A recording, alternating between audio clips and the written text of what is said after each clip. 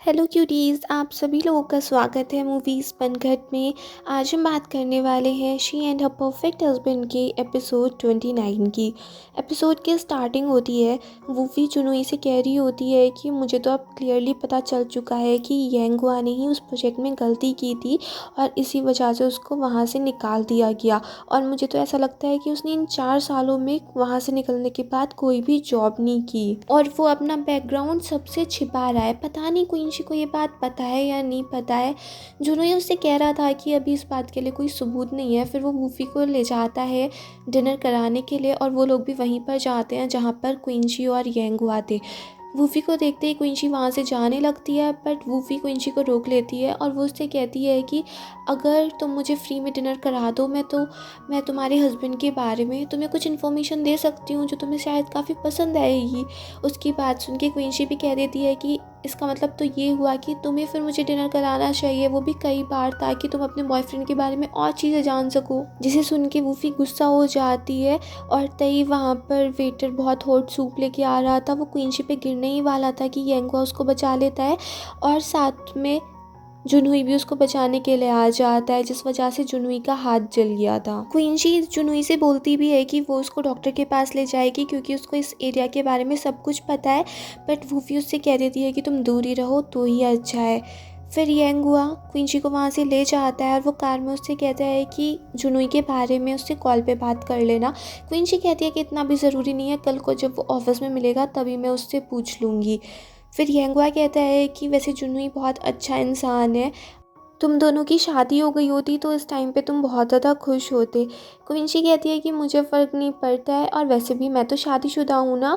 पर येंगुआ कहता है कि हमारी मैरिज तो फेक है ना, 3 सालों में ख़त्म हो जाएगी।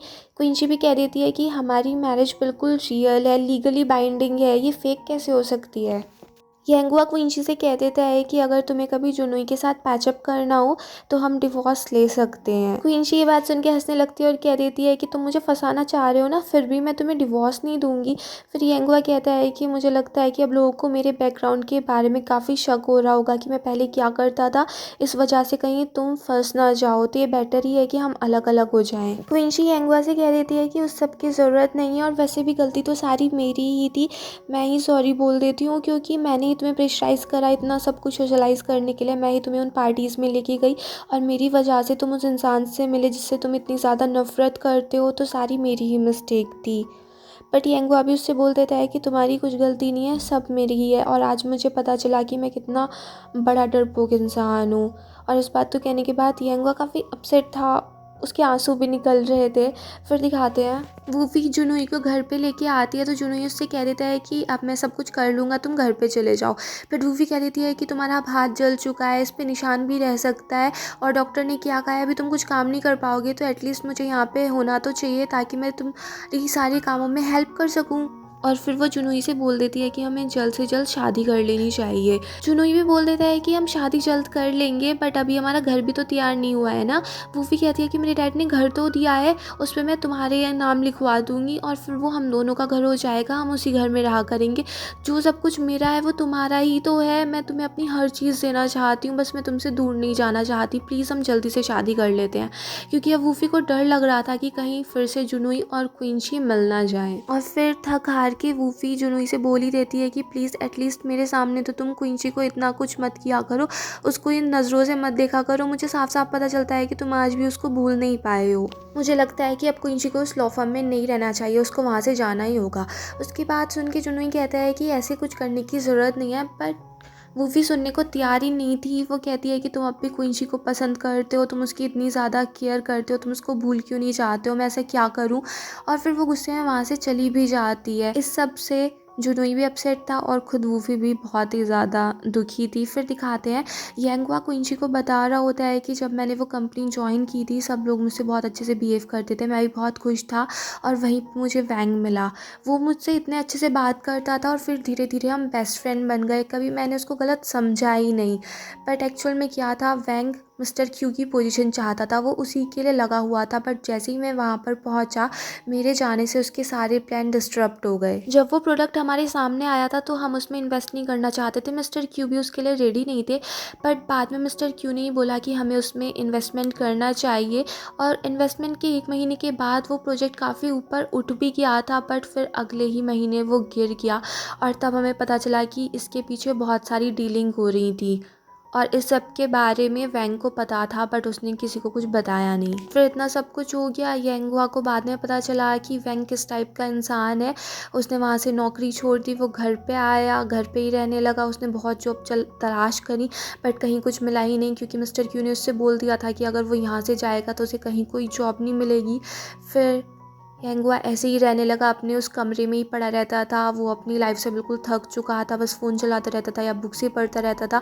6 महीने उसने ऐसे ही काट दिए। फिर उसकी मॉम उससे बहुत परेशान हो चुकी थी, और उन्होंने यांगवा से बोल दिया कि अगर इस घर में रहना है तो खुद का खर्चा खुद ही उठाना पड़ेगा, वरना इस घर से निकलो या कुछ भी नौकरी करो, चाहे तुम ड्राइव करो या सब्जी बेचो, कुछ भी करना है, मगर कोई ना कोई काम करना है। उस सब को सुन के यांगवा अपनी मॉम से बोल देता है कि आपको अब मेरा खर्चा उठाने की ज़रूरत नहीं पड़ेगी, मैं अपना खर्चा खुद ही उठाऊंगा, बट मैं कहीं जॉब नहीं करूंगा, बट मैं पैसे कमा लूँगा, तो आप मेरी टेंशन मत लो। यांगवा क्विंची को यही बता रहा होता है कि जब तुम अपने आप को ही लूज़र फील करने लगते हो ना, फिर तुम्हें कोई फ़र्क नहीं पड़ता है कि ये दुनिया तुम पे क्या कह रही है, क्या बोल रही है, क्योंकि तुम्हें खुद को पता है कि तुम एक लूज़र हो, तो तुम्हें किसी बात का फ़र्क ही नहीं पड़ता। बट ये जो फेलियर है ना, ये बार बार तुम्हारे सामने आता रहता है। मैंने जहाँ भी नौकरी ढूंढने की कोशिश की, ये मेरे सामने आके खड़ा हो गया, ये कभी जाता ही नहीं है। यांगवा की बात सुन के क्विंची बोलती है कि इस दुनिया में ऐसा कौन सा इंसान है जिसने फेलियर फेस नहीं करी है, तो लाइफ में आते जाते रहते हैं। और एक बात मैं बता दूं कि मुझ में कोई इतनी अच्छी क्वालिटीज़ नहीं है, बट एक क्वालिटी है कि मैं अपनी फैमिली से बहुत ज़्यादा प्यार करती हूँ। और इस टाइम तुम मेरे हस्बैंड को बहुत ही ज़्यादा इंसल्ट कर रहे हो, देख लो मैं आगे कुछ नहीं सुनूंगी अपने हस्बैंड के बारे में और कोई बुरी बात। इसे सुन के यांगवा भी खुश हो जाता है, और क्विंची उससे कह देती है कि मुझे कोई प्रॉब्लम नहीं है, अगर तुम्हें कहीं उड़ना है, तुम्हें यहीं रहना है, या तुम्हें आगे कुछ नहीं करना है, कोई फ़र्क नहीं पड़ता है। हम कपल हैं, अब तुम्हारे साथ मैं हूँ तो मुझ पे डिपेंड हो सकते हो, और वैसे भी हम दोनों कपल है ना, हम अपनी लाइफ की सारी प्रॉब्लम मिलके फेस करेंगे। फिर दोनों में किस हो जाता है। उसके बाद यांगवा क्विंची के गले लग जाता है और बहुत रोने लगता है। नेक्स्ट डे दिखाते हैं क्विंची ने यांगवा के लिए ब्रेकफास्ट तैयार किया होता है, बट यांगवा का उठने का मूड नहीं था, तो क्विंची ने उसको बता दिया था कि मैंने तुम्हारे लिए ब्रेकफास्ट रख दिया है। फिर दिखाते हैं क्विंची काइलियांग को फ़ोन करके उससे बोल देती है कि आज प्लीज़ यांगवा का ख्याल रख लेना, बट काइलियांग बोलता है कि यांगवा तो अभी तक ऑफिस आया ही नहीं है। और तभी लिफ्ट में क्विंची की एक ब्रेसलेट गिर जाती है, और वहाँ पर जो लेडी थी वो क्विंची को लाके उसकी ब्रेसलेट लाके देती हैं। फिर दिखाते हैं यांगवा से मिलने के लिए उसके डैड आए होते हैं, और वो पूरी फाइल लेके आए थे जो लीड आई उनके घर पे लेके आई थी मिस्टर क्यू के बारे में। तो वो यांगवा को यही बता रहे थे कि लीड आई घर पे आई थी, वो ये चाहती है कि तुम मिस्टर क्यू से एक बार मिल लो, उनकी बात सुन लो। और लीड आई जब घर पे आई तब तुम्हारी मॉम उस पर काफ़ी ज़्यादा भड़क गई, क्योंकि वो मिस्टर क्यू से ही बहुत ज़्यादा गुस्सा थी कि उसकी वजह से हमारे बेटा कितने टाइम तक ऐसा रहा। बट वो यांगवा को यही बता रहे थे कि तुम्हारी मॉम किसी और से गुस्सा नहीं है, बल्कि खुद पे ही गुस्सा थी कि वो तुम्हारा ढंग से ख्याल नहीं रख पाई। फिर दिखाते हैं जो लिफ्ट में लेडी दिखाई गई थी जिसने क्विंची की हेल्प की थी, वो याओ याओ थी। वो उसी होटल से आई थी जिस होटल पे उस एक्ट्रेस ने केस किया हुआ था। तो वो अपनी साइड की स्टोरी बताती है कि उस दिन एक्चुअल में क्या हुआ था, कि क्योंकि वो हमारे होटल के प्रेसिडेंशियल सूट में रहने के लिए आई हुई थी, तो उसके साथ एक बटलर चाहिए होता है, और वो बटलर उस टाइम पर मैं ही थी। जब मुझे कुछ आवाज़ दी आई, कुछ शोर आया, तब मैं देखने गई तो बाथरूम में शीशा टूटा हुआ था और उनके हाथ में चोट लगी हुई थी। उन्होंने बोला कि वो नहा रही थी, बट वो उस टाइम फुल्ली क्लोथ थी, उन्होंने कपड़े भी चेंज नहीं किए हुए थे। तो वो ये सुनने के बाद बोलती है कि इससे क्या फ़र्क पड़ता है, चोट तो उनको तुम्हारे होटल में ही लगी ना, और फिर तुम लोगों ने ही उनको रात में वहाँ से भगा दिया। बट याओ याओ बताती है कि हमने ऐसा कुछ नहीं किया था, बल्कि हम तो उनको मेडिकल के लिए भी लेके जा रहे थे, बट उन्होंने ही कुछ ऐसी डिमांड्स रख दी। उन्होंने कहा कि वो ऐसी किसी डॉक्टर से ट्रीटमेंट नहीं कराएंगी, और उनको एक हेलीकॉप्टर चाहिए यहाँ से जाने के लिए, और ये सब कुछ हम प्रोवाइड नहीं करा सकते थे। और फिर उन्होंने ऐसी ऐसी स्टोरीज़ बना दी। फिर दिखाते हैं जुनुई और वूफी यही सारी बात टेंगुई को बता रहे होते हैं कि दोनों साइड से हमने स्टोरी सुन ली है, अब हमें आगे क्या करना चाहिए। और याओ याओ का स्टेटस भी काफ़ी अच्छा था, उसने कहाँ से शुरुआत की थी और वो आज कहाँ पे पहुँच गई। और वो अपने होटल के सेलिब्रिटीज़ टाइप क्लाइंट को ही हमेशा सर्व किया करती थी। वूफ़ी कह देती है कि क्यों ना हम ऐसा करें, मीडिया में थोड़ा थोड़ा करके सारी इन्फॉर्मेशन देते रहें, जिस वजह से होटल वालों पे प्रेशर भी बना रहेगा और फिर पब्लिक ओपिनियन भी हमारी साइड ही रहेगी और इस वजह से होटल की काफ़ी ज़्यादा निगेटिव पब्लिसिटी भी हो जाएगी, तो हम इस केस को आसानी से जीत सकते हैं। बट जुनूई का इस सब से बिल्कुल डिफरेंट ही ओपिनियन था। वो कहता है कि हम सिर्फ इसमें पब्लिक ओपिनियन पे मैटर नहीं कर सकते हैं, हमें सच को भी तलाशना है, हमें पता करना है कि क्या सही है और क्या गलत है। और क्योंकि हमें ढंग से दोनों साइड की बात नहीं पता है तो यह प्लान हम पे बैकफायर भी कर सकता है, इसलिए मीडिया को इससे थोड़ा दूर रखा जाए वही अच्छा है। और फिर उन लोगों का ये भी मानना था कि हमें नहीं फ़र्क पड़ता क्या सच था क्या गलत था, किसकी वजह से ये सब कुछ हुआ। हमारा जो क्लाइंट है हमें सिर्फ उसका ध्यान रखना है कि वो अपने आप को क्या प्रूव कराना चाहता है, बस हमें उसी के हिसाब से उसको लीगल एडवाइस देनी है। फिर दिखाते हैं क्विंसी को एक न्यू ऑफिस मिल जाता है। तभी दिखाते हैं वूफी जुनूई से गुस्सा होती है कि तुम्हें अगर यही सारी बातें करनी थी तो तुम मुझसे एक बार पहले डिस्कस भी तो कर सकते थे, इतने सारे लोगों के सामने मुझे ऐसे झूठा बना दिया, ऐसे तुम कैसे कर सकते हो।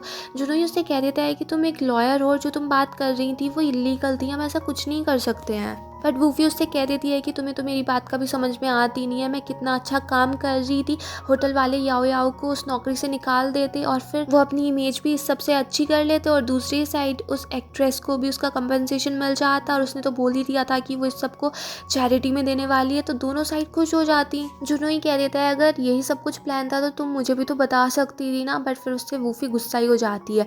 फिर दिखाते हैं टैंग हुई क्विंसी के ऑफिस में आती है और उससे कहती है कि देखो अब तुम्हें तुम्हारा ऑफिस अच्छा लग रहा है ना, और फिर वो क्विंसी से कहती है कि एक काम है और उस काम को सिर्फ तुम ही कर सकती हो। क्विंसी भी कह देती है कि कोई इलीगल काम नहीं करूँगी मैं, और फिर यहीं पे ये एपिसोड फिनिश हो जाता है। अगर आपको ये पसंद आया हो तो प्लीज़ मेरे चैनल को सब्सक्राइब करें, लाइक करें, शेयर करें, कमेंट्स करें and bye bye till next video.